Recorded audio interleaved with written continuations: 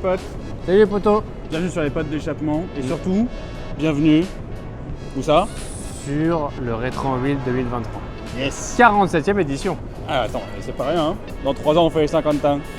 Ah bah tu sais calculer, hein, ça c'est cool. T'as vu ça? Je suis pas encore trop bu, c'est bon. Voilà. Aujourd'hui surtout, là, ce qu'on vous propose, on a fait un petit tour déjà sur la partie effectivement moins de 25 000. La partie où on peut rêver et en même temps se dire qu'on peut se les payer. Mais on va aller rêver encore plus loin. Et aujourd'hui on a, hop, Romain d'Arcurial qui nous rejoint. On va lui passer le micro, il va nous faire un petit tour rapide. The best one. Hein, on n'est pas non plus, vous nous connaissez. On va faire ça facilement, tranquillement, une petite balade. Et Romain va nous vous emmener du coup sur le stand d'Arcurial. C'est parti. On a fait le 4L Trophy 2017 ensemble. C'est ça, et 2015. T'as toujours ta 4L? J'ai toujours ma 4L. C'est plus mon délit, mais elle est toujours présente dans les cœurs. Ça, On a beaucoup de lots cette année avec pas mal de pépites, Ouais. objectivement. On a évidemment une 250 LM que je pense que tout le monde a vu sur les réseaux et qui est incroyable, il n'y a pas de débat. Mais on va essayer de trouver des trucs un peu plus niche et qui sont peut-être passés inaperçus. Mais j'aime beaucoup déjà, perso, cette 964 RS qui a une couleur un peu aubergine, j'ai pas le nom de la teinte exacte, mais je trouve assez canon.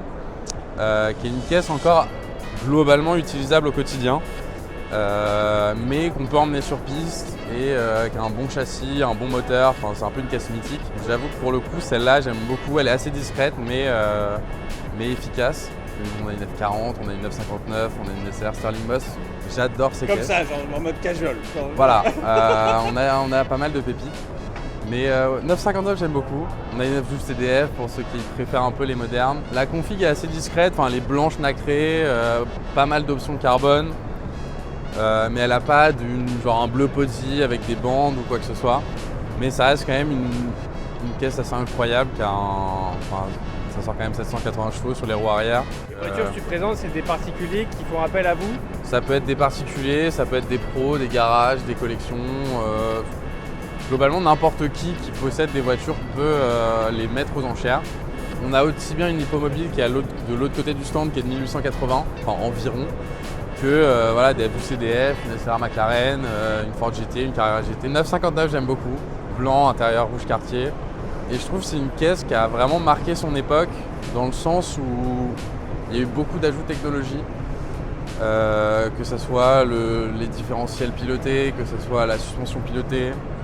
Et c'est surtout une des premières supercars, je trouve, qui est utilisable en daily. Et le propriétaire de celle-ci, typiquement, a fait plus de 80 000 km en 8 ans. On en a profité. Pour ce genre de voiture, on va dire que c'est quand même une perf assez cool. Parce que là, elle a quasiment 100 000 bornes. Et au final, c'est vrai qu'on se dit, ouais, 100 000 bornes, c'est énorme, etc. Non, mais pas du tout. Si tu suis la logique par rapport Voilà. à l'année, au modèle, etc., en fait, c'est tout à fait logique. Et je trouve ça agréable de voir quelqu'un qui a vraiment profité de sa voiture, à rouler avec et pas juste la mettre dans son garage, la Je te suis bichonner. entièrement. Et je pense qu'elle est mieux préservée que beaucoup de voitures qui ont très peu de kilomètres mais qui au final ne roulent pas. Autre coup de cœur, il y en a une par là-bas. Bon, évidemment une F40, mais voilà, t'as une F40, t'as une SLR Sterling Moss, bon, voilà, une Daytona, une Testa parce que c'est important quand même, une Testa Rossa aussi.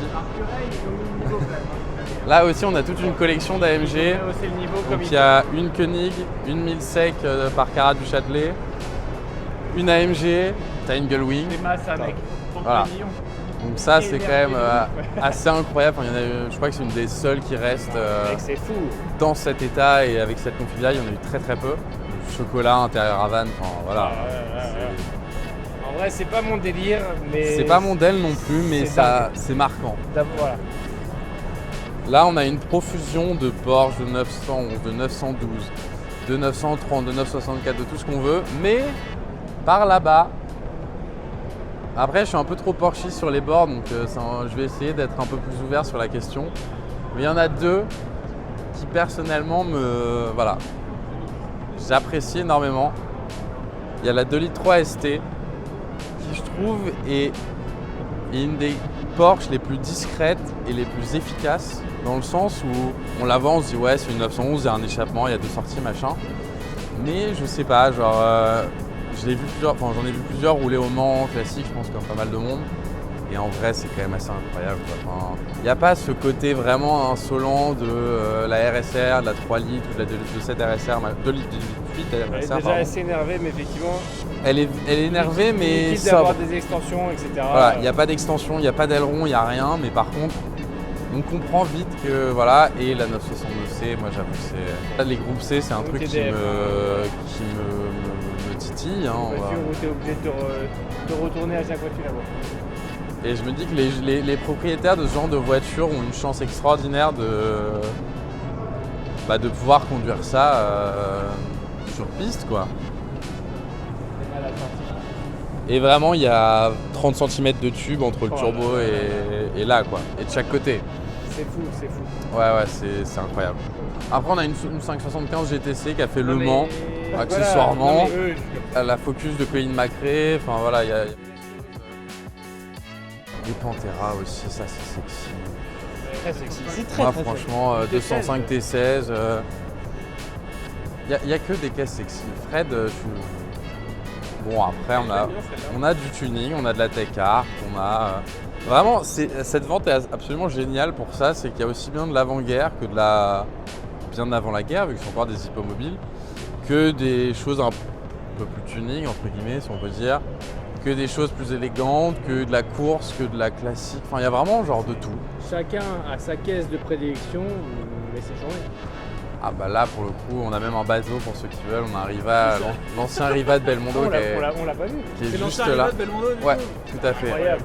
Qui est canonissime, qui est refait à neuf. Bon bah, c'est con, mais tu vas faire un tour avec ta copine ou ta femme ou je sais pas qui sur le lac de Caume avec ça. Enfin, C'est royal.